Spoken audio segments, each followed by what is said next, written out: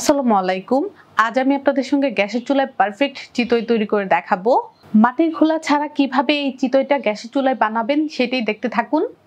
চিতই পিঠাটা বানানোর জন্য আমি এখানে একটা বাটি নিয়েছি আর এই বাটির মধ্যে 2 কাপ পরিমাণ আতপ চাল নিয়ে নিব। এখন এই চালের মধ্যে পর্যাপ্ত পরিমাণ নরমাল পানি দিয়ে দিব। আর পানি দেওয়ার পর চালটাকে কয়েকবার এভাবে কুচলিয়ে ধুয়ে চেঞ্জ করে নিব। 4 থেকে 5 বার পানিটাকে চেঞ্জ করে আমি ভালো করে চালটাকে কুচলিয়ে ধুয়ে নিয়েছিলাম। তারপর চালটা ভেজার জন্য 5 থেকে 6 ঘন্টার জন্য রেখে দিচ্ছি। প্রায় 6 ঘন্টা চালটাকে এইভাবে আমি ভিজিয়ে রেখে দিয়েছিলাম। কারো হাতে যদি সময় কম থাকে সেই ক্ষেত্রে কিন্তু এটাকে মিনিমাম 2 ঘন্টা ভিজিয়ে রাখতে হবে। আর ভেজানোর কারণে দেখুন চালগুলো কিন্তু ফুলে একদম ডাবল সাইজ হয়ে গিয়েছে। চালগুলো ব্লেন্ড করার জন্য এখানে একটা ব্লেন্ডার জার নিয়ে নিলাম। আর ওই ভিজিয়ে রাখা চালগুলো এখন দিয়ে দিব। এখন এখানে আমি অল্প করে পানি দিয়ে দিব আর ঝাড়ের ঢাকনাটা লাগিয়ে এটাকে ব্লেন্ড করে নিব। চালটাকে ব্লেন্ড করে নিয়েছি আর এখন এই ব্লেন্ড করা পেস্টটাকে একটা বাটির মধ্যে নিয়ে নিব। সবগুলো চাল আমি ব্লেন্ড করে নিলাম। চিতই পিঠাটা বানাতে গেলে কিন্তু কাইটাকে ঠিক এমন মিহি পেস্ট করে নিতে হবে। এখানে আমি 1 টেবিল চামচ পরিমাণ লবণ দিয়ে দিব। লবণটা কায়ের সাথে ভালো করে আমি মিশিয়ে নিচ্ছি। আর এই কাজটা একটু হাত দিয়ে করার ট্রাই করবেন। চালগুলো যখন আমি ব্লেন্ড করেছিলাম সেখানে আমি 1 কাপ পানি দিয়েছিলাম। তো যে 1 কাপ পানি দিয়েছিলাম তাতেই কিন্তু এই যে দেখুন কাইটা কেমন হয়েছে। এখন যেটা করব, হাত দিয়ে কিছুক্ষণ এই কাইটাকে এভাবেই ফেটিয়ে নিব। তাতে করে হবে কি, পিঠার মধ্যে কিন্তু বেশি পরিমাণ ছিদ্র থাকবে।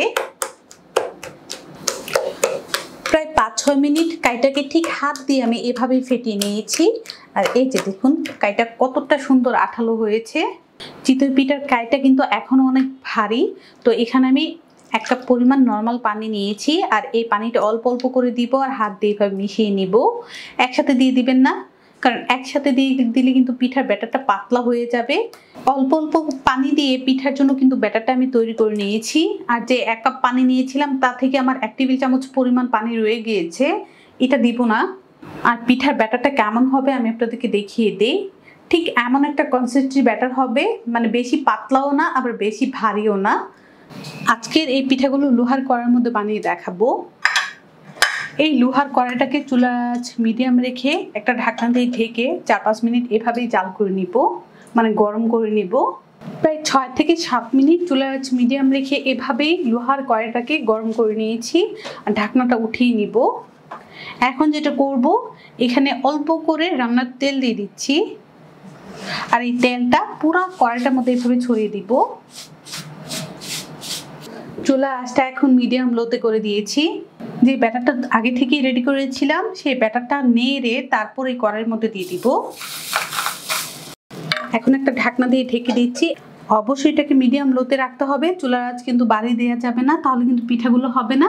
তো মিডিয়াম লো আছে কিছুক্ষণ অপেক্ষা করব। ঢাকনা দিয়ে ঢেকে 4-5 মিনিট অপেক্ষা করেছি আর এখন ঢাকনাটা উঠিয়ে নিব। আর এই যে দেখুন মাশাআল্লাহ, এখন এটাকে আমি উঠিয়ে নিব। আচ্ছা পিঠা যদি কড়াই থেকে না উঠে আসতে চাই সেক্ষেত্রে এভাবে কিছুক্ষণ রেখে দিলেই কিন্তু হয়।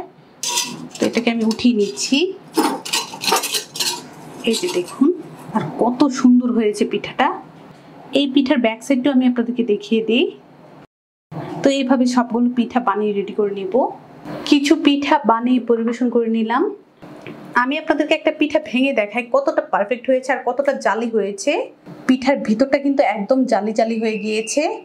আমি আশা করছি আমার এই চিতই পিঠার রেসিপি আপনাদের ভালো লেগেছে। ভালো লাগলে অবশ্যই একটা লাইক দিবেন, চ্যানেলটাকে সাবস্ক্রাইব করবেন। সবাই ভালো থাকবেন, সুস্থ থাকবেন, আমার জন্য দোয়া করবেন। আল্লাহ হাফেজ।